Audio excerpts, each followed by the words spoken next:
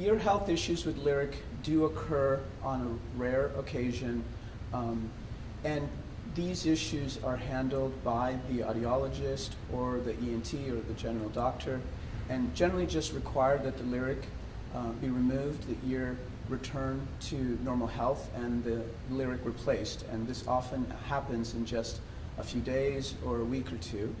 The issues you see with lyric are some things you see with any other activity with the ear, meaning if you put Q-tips in your ear, if you put a regular hearing aid in your ear, if you scratch your ear, you go swimming and you get water in the ear canal can respond by having irritation in the skin. The same thing can happen with lyric, just like with all these other normal day-to-day activities. And just like before, you just rest the ear and then you can wear lyric again. Now, there are a list of reasons medically why you may not fit lyric currently. And that's another huge research or development that is going on, is can we make lyric available to all patients? The main considerations include, is your ear canal large enough to fit the lyric? The continued versions that have been developed have been smaller, and the ability to fit more and more people have increased. Number two, we do need to just make sure the patient is generally healthy. The ear canal is healthy, and these are things that the audiologist, the ENT, the general practitioner know and understand and can guide patients in using the lyric. The ear health issues for lyric from an ENT perspective is that the majority of lyric wearers wear lyric, come in every 2 to 3 months to get the lyric replaced with their audiologist or hearing professional, and never make it to the general practitioner or ENT office. Occasionally, or on rare occasions, the lyric can cause irritation of the ear canal. It can cause abrasion, it can cause swelling, just like it can when you have a swimmer's ear issue, or if you scratch your ear with the Q-tip, or even with getting molds made for a standard hearing aid, or if you have a skin condition like eczema or dermatitis. When the ENT sees this patient, the 99% of times, if that ear is just rested, meaning you just keep the lyric out of it and you keep the ear relatively dry, then nothing needs to be done. It does not need to be cleaned. It does not need to have medicines placed in it.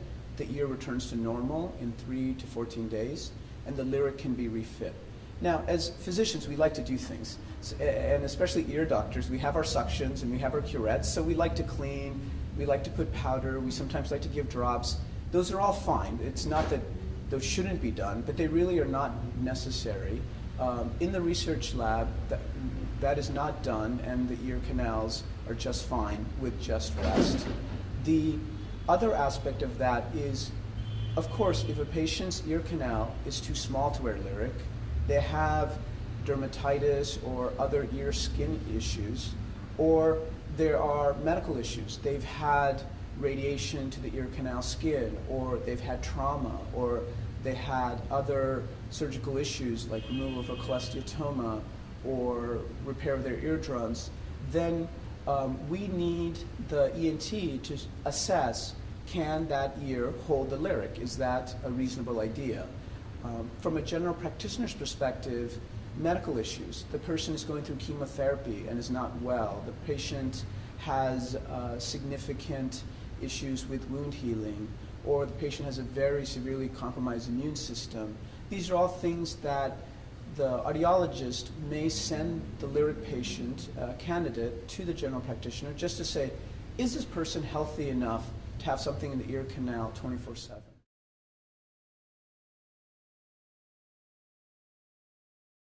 When lyric started, the list of reasons to not wear lyric was very long. Over the last 7 years, that list has really pared down to a very short list. The majority of patients can wear lyric. Those lists are available to the audiologist, to the general practitioners, and the ENTs, and they can then guide and support the patients towards being able to wear the lyric hearing aid.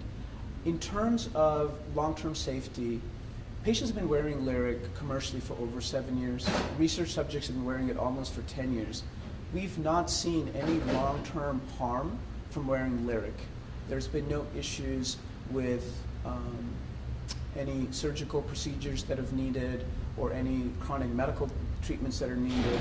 Lyric is worn by the majority of people without any issue, with occasional support from their medical doctors.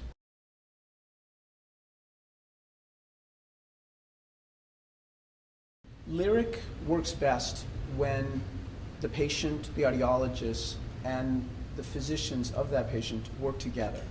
Meaning, lyric can be 99% handled by the audiologist or hearing professional, but at times they need the support of the medical professional. Sometimes we wish all of our doctors talk to each other, and we all have that feeling. And things like the electronic medical record and other ideas of crowdsourcing medical health are showing that this is valuable for us. It's really important in lyric that the audiologist or hearing professional reach out to the patient's ENT and to the general practitioner and just let everyone know that this is going on. It's not because of your health issues or a safety issue, but it's something that then allows everyone to know that this patient is using lyric hearing and all the advantages. And also, if then there is a need for any evaluation or support on the medical side or a question arises, then those can be answered. For example, a patient needs to do an MRI. What should they do? A patient may need to go to surgery, or they want to go swimming. What should they do? Most of these questions have been answered by the lyric team, and all these answers are available. However, we're all unique. There are unique circumstances and situations. And for that 1%, you do need the audiologist, the GP, and the ENT to talk to each other. So those relationships should be built up front so that when that need is there, everyone can work for the health and the hearing of the patients.